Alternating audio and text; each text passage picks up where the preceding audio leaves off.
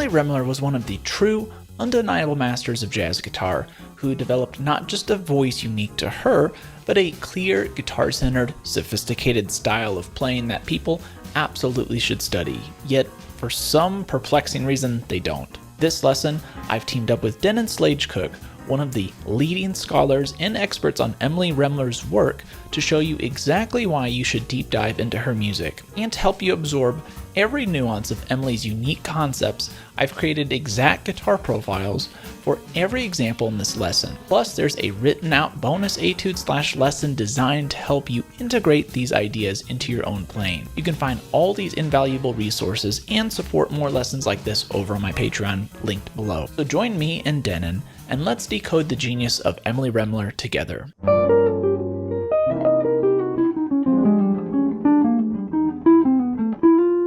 Okay, so the first unique concept that we're going to pull directly from Emily Remler's playing is a fantastic and surprisingly easy way to add incredible energy and forward momentum to any part of your solos. This is one of those guitar-specific secrets she mastered that can instantly set your improvisations apart from the rest. So check out this line from her solo on Daoud.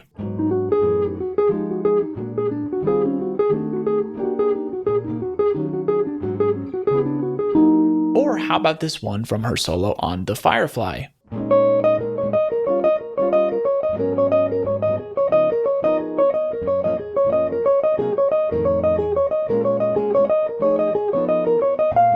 Both of these lines use a deceptively simple yet powerful guitar shape. Let's isolate it. It's a small, 3-note motif that she can start on both an upbeat or a downbeat. Now here's the genius part. She then moves the bottom note of this shape chromatically up and down against the top 2 notes.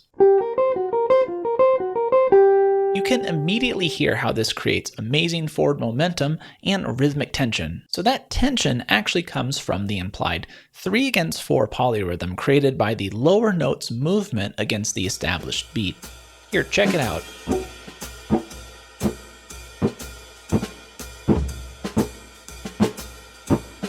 And here's why this pattern is so groundbreaking. It's incredibly versatile. You can honestly use this over any type of chord progression, even ignoring the changes to create tension and release. Notice how when she uses it on Daoud, she starts this pattern on the tonic E flat note and allows it to float over the changes until we hit that F♯7 chord.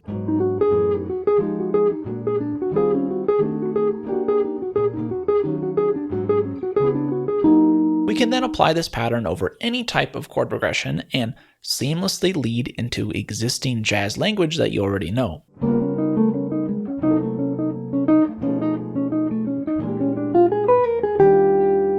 This is a direct pipeline in Emily's unique voice.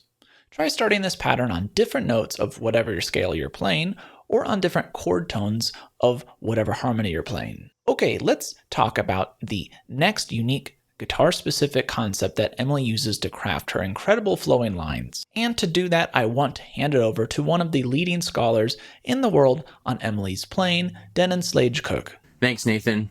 It's great to be here talking about one of my favorite guitar players, Emily Remler. One of my favorite things about her playing is the way she uses these guitar-friendly shapes to create rhythmic intensity and lead into bebop lines. There's a great example of this on her solo in Hot House from the record East to West.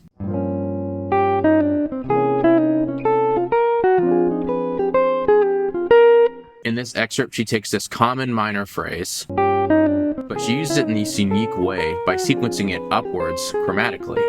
So it doesn't always fit the chord changes, but it creates this really interesting rhythmic tension and melodic tension as well as you're waiting for it to resolve. Not only is this a great 2-5-1 lick on its own, but you can use it in combination with other ideas to create these really interesting varied lines.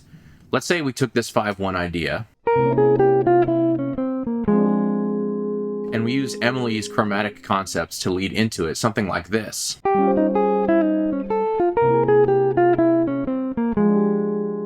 Now you've got this great extended line that steps outside the chord changes, does this really cool rhythmic tension type of thing, and creates this long flowing line that is really unique and is distinct. There's another pattern she uses that's really easy to play and is similarly super hip, and this one comes from her solo on Blues for Herb, also from the record East to West.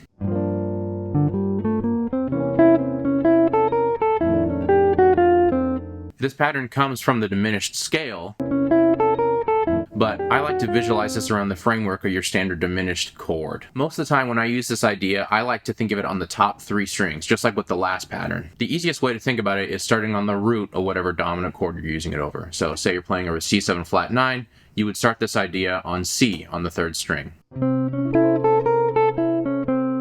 However, like I just mentioned, this diminished idea can be transposed in minor thirds. So you can move it up a minor third to start on E flat, which is the sharp 9. You could go up another minor third to start on the flat 5, which is G flat. And you could go up one more minor third to A, which is the 13, and play the same pattern. Here's an example of how you might incorporate this pattern into a longer melodic idea.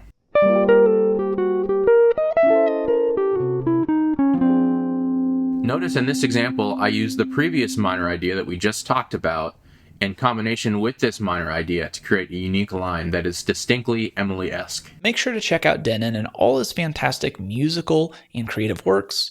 You'll find those links in the description below. Now for our final concept today, we want to show you another brilliant way Emily uses simple tools to create sophisticated sounds. This is a great way to use any major arpeggio to create a almost cheater's tritone sound. Check out this phrase remember solo on Daoud.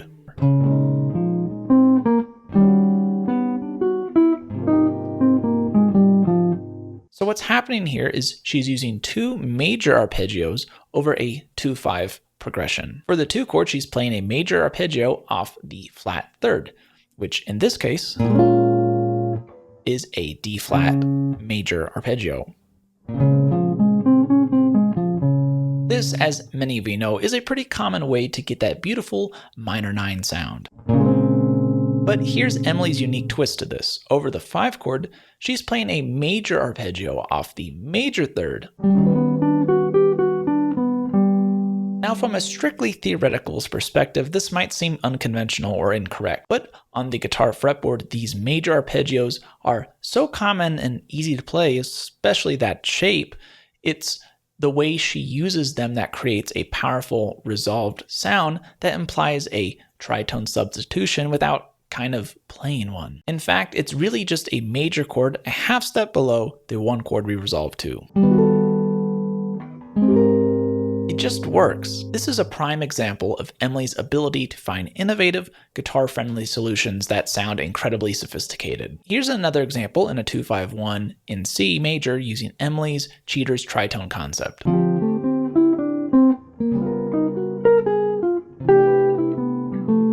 Emily Remler's playing is a masterclass in elegant, guitar-centric improvisation. We hope this lesson inspires you to dig deeper into her amazing work. What's your favorite Emily Remler solo or album?